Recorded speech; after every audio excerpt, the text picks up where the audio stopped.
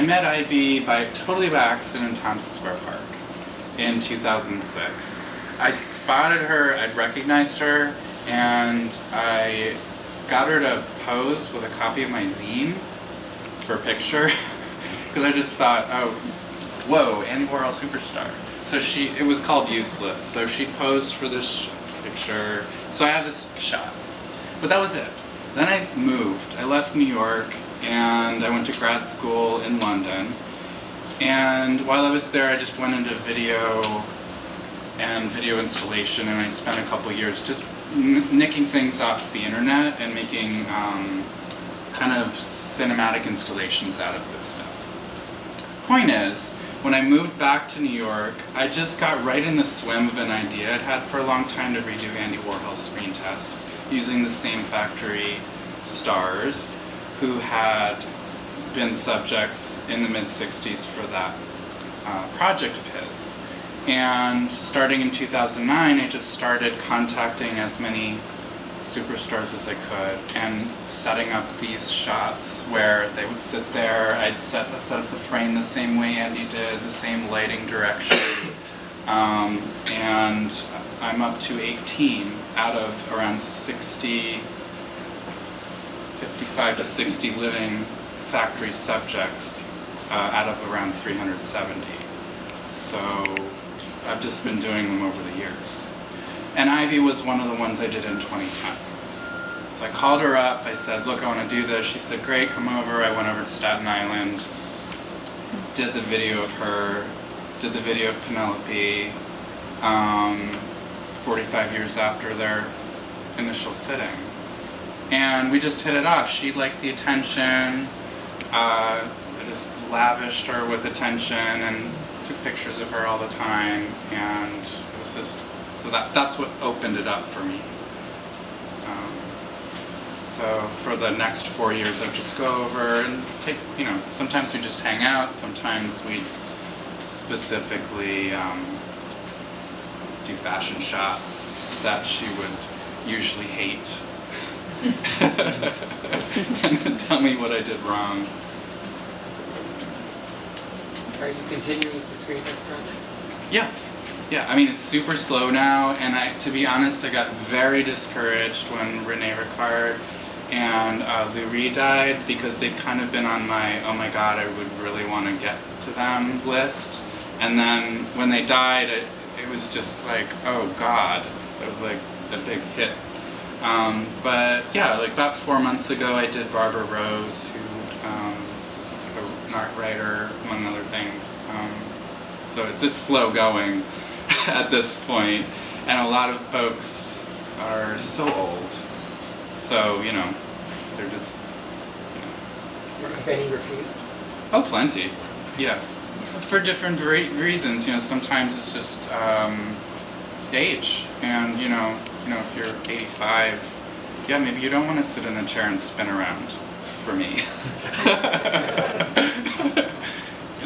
And some of the ladies just don't want to have to do that. And some ladies are totally up for it. And they're like, yeah, like I'm 80 and I own it. Like Gerard declined.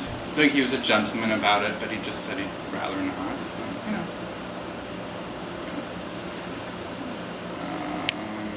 Do you know anybody?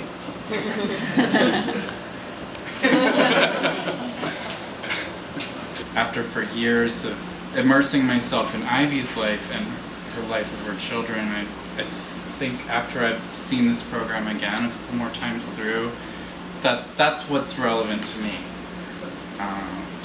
Film nerds might be looking at this totally differently, but that's what's present. I guess, in terms of the question of subverting movies, I kind of asked the question, what kind of movies? Because I always thought Warhol was about certain of his movies, especially the early ones, feel like they're subverting home movies, which is, what everyone, could make. I remember growing up, my father shooting home movies of birthdays and stuff like that, because, when I was little, they had Super 8, and he'd turn on the bright light and everything like that, so that the earliest experience that we had of movies at home was that.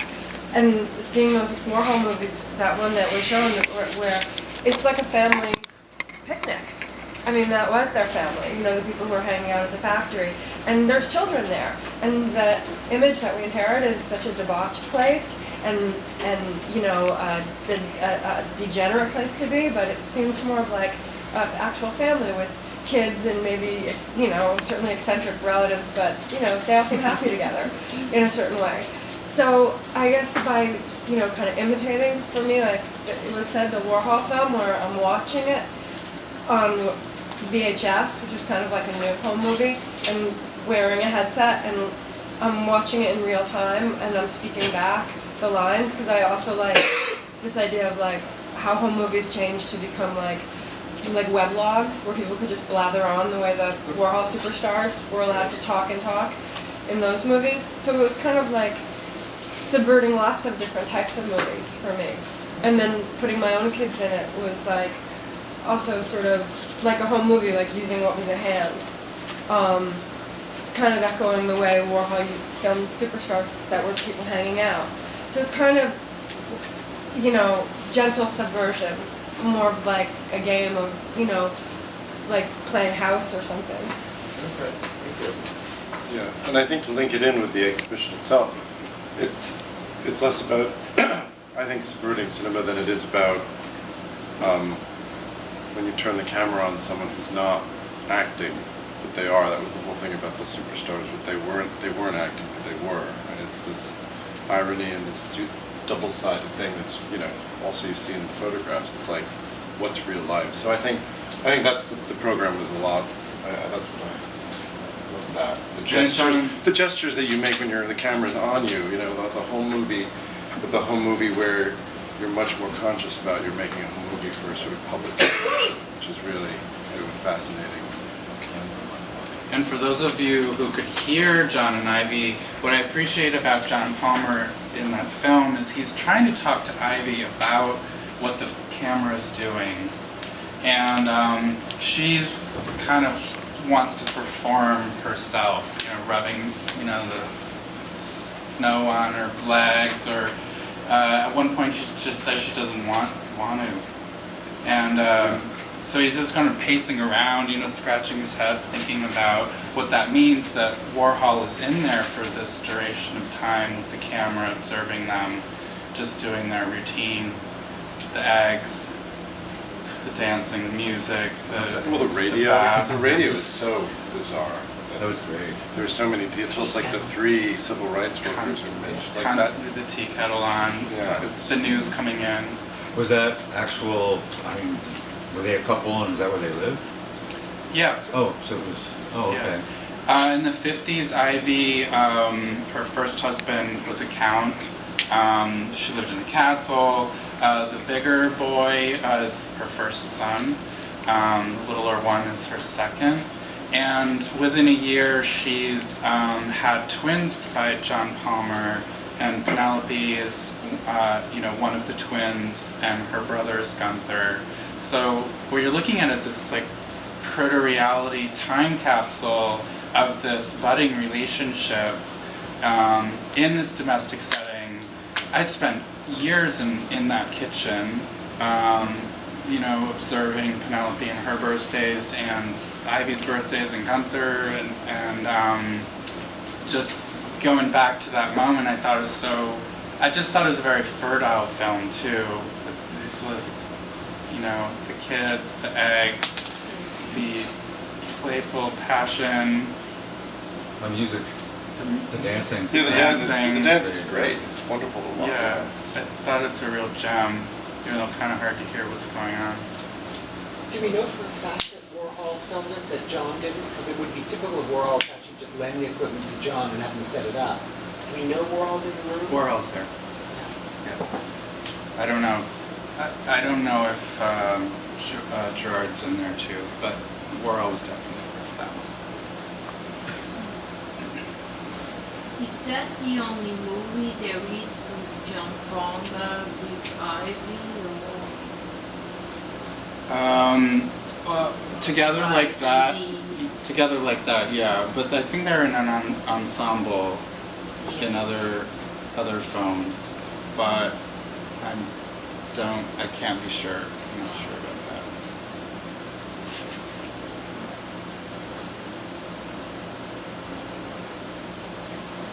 What do you, Penelope? What do you think when you see your screen test in just a year after I saw that? the screen test at the MoMA and I like this viewing much better. Maybe that's because I'm closer to the screen, but this viewing to me is fantastic.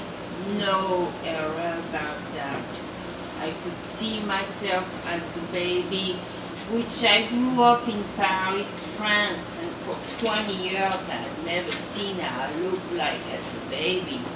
I had a photograph of me as a baby, and I used to pose. My mother said I used to do dancing poses as a young child when I was a baby. So I think that this viewing of Andy Warhol is very professional, very good. A film of a baby is it's priority. For a man like him to have filmed a young child, it's very interesting. But I like my phone's ringing. Oh, that's yours. I really like That's viewing okay, also of the Keep movie letting go. with Andy Warhol, with my mother Ivy, and the young kid looks good too when she gives him the apple. Ivy gives him an apple. But I know there is Gerard Malanga in that film, but I didn't know who the other actors was in the background. And I think that movie, Ivy looks really professional, her hair is done well. She looks amazing. It's amazing to see a movie like that. She didn't remember anything And about also it. the one with John Palmer is very good, so I'm thrilled to have been able to see some of Andy's films. Was that Eric Emerson, one of the other Warhol people? The one on the right, the lower right? Oh boy. I don't think so, but I didn't look at it carefully enough. Do we know who the other woman was? Left? The blonde? The blonde was Ivy, right? No. Exactly. That's Shane Holzer. Oh. Yeah. So she opens the film. Oh, got it. Jane Holzer, opens Jonas's film, just kind of doing her thing. okay. But why I chose the film was I was actually just looking. I was looking for films that connected Ivy with this kind of presence of family, and because in the factory, for whether you know a lot or you don't usually think, oh, there were kids there. You think, oh, they're all on amphetamines, or they're all like hyper narcissists, or all this. But there's this period of the factory that I thought touched me, and I wanted to just put together a screening where that was, there was evidence of that, and so that's why I chose that one. Darius eats an apple and he's kind of hanging out, and there was this period of time when the factory looked like that, and there was care for a couple of the kids who were in and around it. So that's Ivy on the left, just very stiff, and she turns down the banana, because she told me on the phone she thought that was too suggestive. So she gives it to Jane. Here, ho. You have the banana. They had rivalry, so then she takes the apple. Another fertile, Even more suggestive. I have a question for Cheryl. I was just thinking about making work with children around, and I'm interested in how you sort of navigated that. Was someone else in the room with you? I mean, in the beginning your son seems very content to just sit there and let you do your thing, and occasionally he butts in, but how did that work, and how does that work in your work in general? Well, in this one, it was really professional in the sense that it was just me and my son's name, and that the son with the long hair, and that one is Finn. And I basically worked it out with him where I said, because I was looking at a screen, I wanted him to be absorbed in the screen so that, the idea of boredom was kind of built into it. But like the good kind of boredom where you're content, to look at the screen. And so I said to him, I'm gonna say what over the headphones and I'm watching the screen, and he had a Nintendo DS. And so I said, you can play your Nintendo DS. So I had the shot framed, so you wouldn't, and sometimes you see the DS, so he's moving it around. And I paid him $10 a take. And then the ice cream came out at one point. Because you see, at one point he's eating ice cream. So I just kept negotiating. How many takes? 3 takes. 3 takes, okay. So he made $30, which is a lot for a 9-year-old, so he was really happy. And we did it in 3 takes, and he, and I just said, because I'm his mother, he's used to me, so like he wasn't fazed, like, I don't think he was even listening, like when I was saying, when then the sheep herder who tried to rape me, like that didn't register, he didn't care what I was saying, frankly. He was, he had a lot going on, that he was happy with. And then the other scene with the 2 of them, we just shot it one night, and they were just really excited to do it as long as it didn't last too long. So, but yeah, usually, I sort of work around them. That was the first and only project I've really done with them. Okay. So, yeah. Thank you. Did Jonas say anything about his movie? Is he here? No, right? Did he give how much instruction did he give? I don't know anything about it. Nothing about it? No.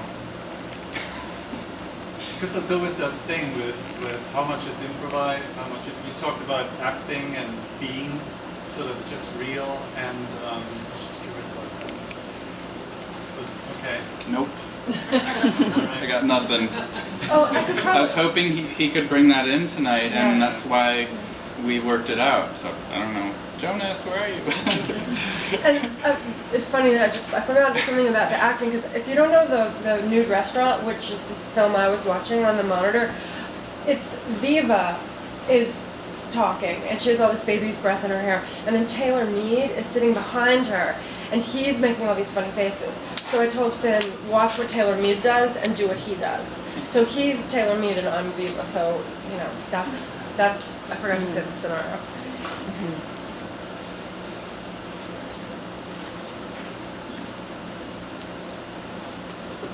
Did you get any grants or anything to offer the subjects an honorarium? Great question. I offer money to everybody I photograph and film. It's not a set contract or anything, but like anything from this show that sells, I'll be sending to Penelope and Ivy, a portion. And for example, I actually did pay Penelope and Ivy something for sitting for the screen tests, and it's just something I just put right up front, and we discuss it. $10 a take? $10 an hour, or whatever. Yeah. Like a couple of the factory folks had gripes, like they'd done a lot of, put a lot of energy in and actually had trouble touring with their films that Warhol did, or just felt like they hadn't been, paid much. And it wasn't a big deal. Only a couple of people actually had a gripe. I know sometimes, we think, oh, Andy took. And most people I worked with were just totally fine. Like, they didn't have a problem. But I took that on and I thought, you know what?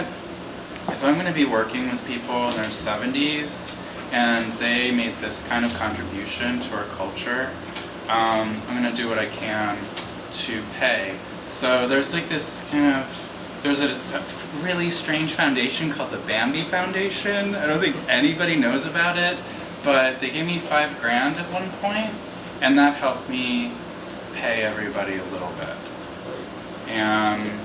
And Taylor Mead, and I offered him money, and I shoved it in his pocket.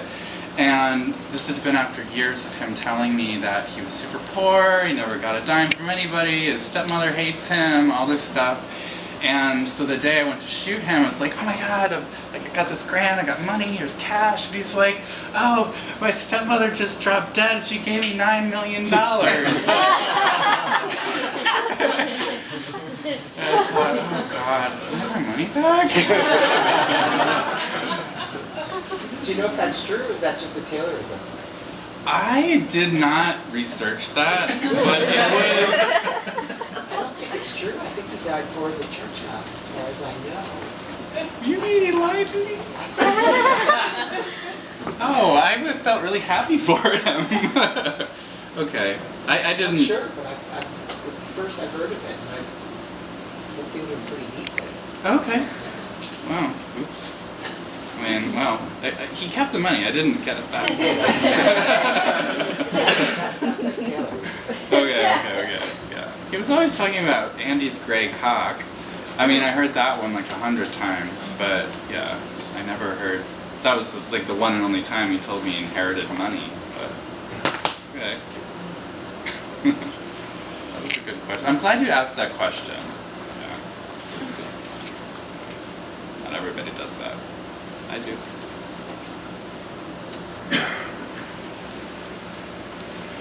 It's kind of an awesome crowd. I'm glad we filled the space. Thank you. Thanks, Libby. Thank you, Conrad. Thank you to Conrad.